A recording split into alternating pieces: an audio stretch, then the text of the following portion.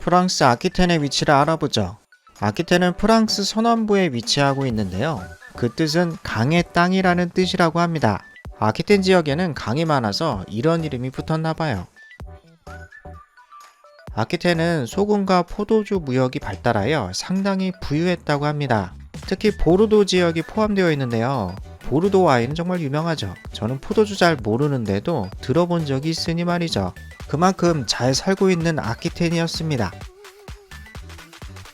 아키텐 가문은 음유 시인을 후원해서 문화를 발달시키는데요.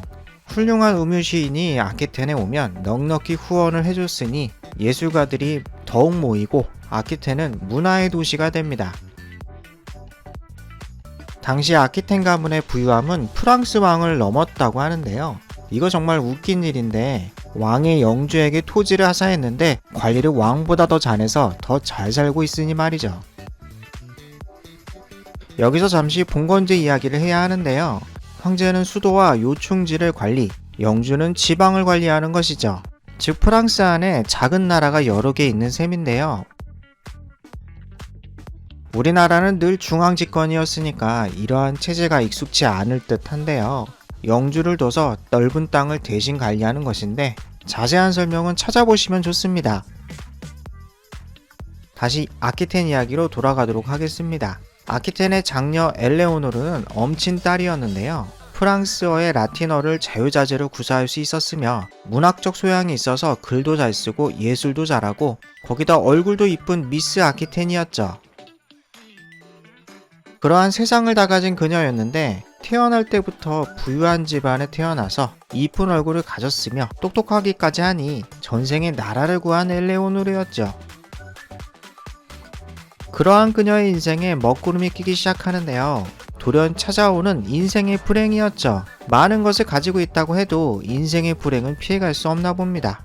조금은 안타까운 마음 반, 재밌는 마음 반이네요. 그녀의 가족은 5명이었는데 아버지 아키텐 공자 기욤 10세와 엄마 에노르, 여동생 페트로닐라, 그리고 상속자인 막내 남동생 기욤 에그레였답니다. 이렇게 5가족이었는데요. 가문의 상속자가 죽는 일이 발생합니다. 어머니와 남동생이 죽은 것이었죠. 당시 막내 남동생의 나이는 4살이었다고 합니다. 어머니는 병으로 죽었다고 하고요. 갑작스런 가족의 죽음에 엘레오노르는 슬픔을 느끼는데요. 가장 큰 문제는 상속자가 죽었다는 것에 있었습니다. 남동생이 죽었으니 이제 장녀인 엘레오노르가 가문을 상속해야 했는데요. 아버지로서는 마음이 편치 않았을 겁니다. 그냥 상속하면 될 일이지 뭐가 마음이 편치 않았느냐 이렇게 생각할 수가 있는데요. 이제 그 이야기를 해보려고 합니다. 당시 사회적 분위기가 여성 상속자에게 관대하지 않았기 때문인데요. 부유한 상속녀의 등장은 전쟁을 일으킬 수도 있었죠. 엘레오노르 또한 자신이 갑작스런 상속자가 된 것에 당황하는데요. 아무런 준비가 안 되어 있으니까요. 이 이야기는 다음 편에 자세히 이야기하도록 하겠습니다. 곧이어 다음 편이 이어집니다.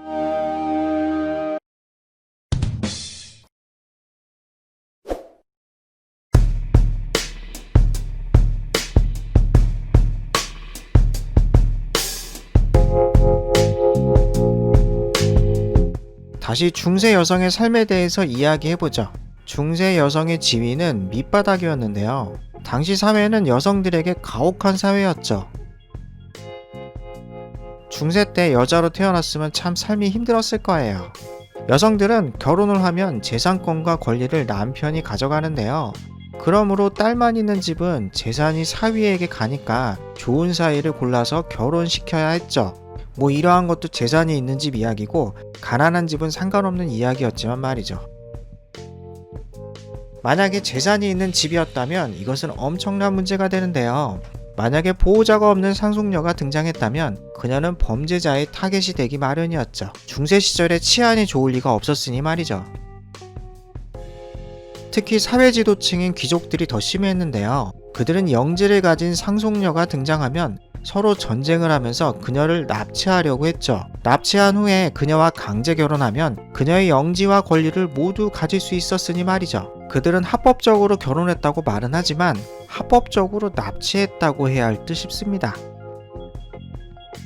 참 어이없는 중세시대의 풍경인데요.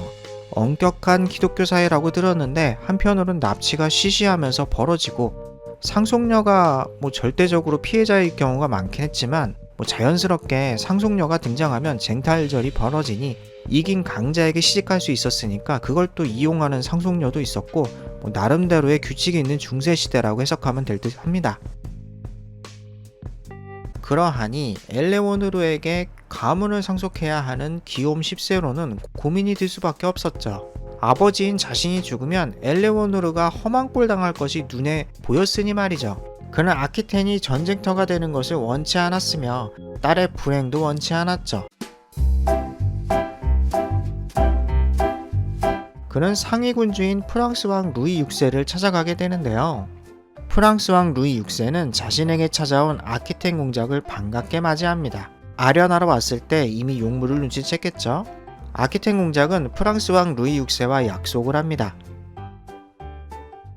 약속의 내용은 프랑스 왕이 엘레오노르의 후견인이 돼주는 것이었으며 동시에 황태자인 루이 7세와 엘레오노르가 결혼해서 왕비가 되는 것이었죠. 그리고 아키텐의 상속은 그들 사이에 아들이 이어받게 했답니다. 참으로 현명한 거래였는데요.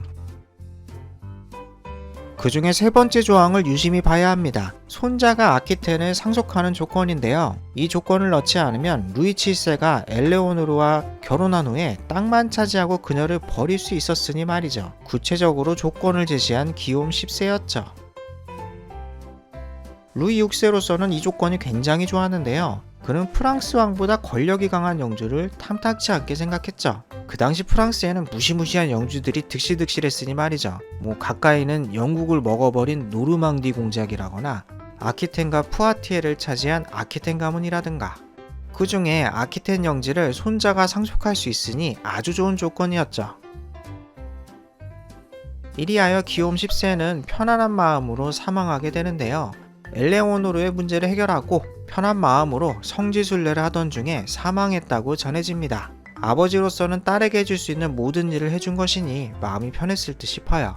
프랑스 왕비가 되어 딸이 잘 살기를 바랬고 특히 아들을 꼭 낳아서 아키텐 영지도 보존이 됐으면 하는 마음이 있었죠. 엘레오노르는 그리하여 아키텐 용지와 퓨아티의 백작을 상속하게 됩니다. 프랑스의 3분의 1이나 되는 어마어마한 영토였는데요. 사실 엘레오노르는 프랑스 왕비하고 싶지 않았을 거예요. 아버지가 살아있다면 이전처럼 지내도 될 텐데 이제 여동생 페트로닐라와 장녀 엘레오노르 이 두 명만 가족 중에 남았으니 말이죠. 그리하여 그녀는 프랑스 왕비가 되기 위해 프랑스의 수도로 가야만 했는데요. 그녀가 왕비가 되기를 거부한다면 주변 귀족들이 그녀와 결혼하기 위해 당장 전쟁이 벌어질 것이었죠. 그 중에 강한 이가 그녀와 결혼할 테고 말이죠. 이 결혼을 거부할 수 없었죠. 한편 그녀의 남편 루이 7세에 대해서 이야기하지 않았는데요. 그가 어떤 사람인지는 다음 편에 이야기하도록 하겠습니다. 그녀의 프랑스 궁정 생활 또한 다음 편에 이야기하도록 하죠. 만화로 만들면서 픽션이 섞여 있습니다. 제 이야기가 재밌었다면 좋아요와 구독 부탁드립니다.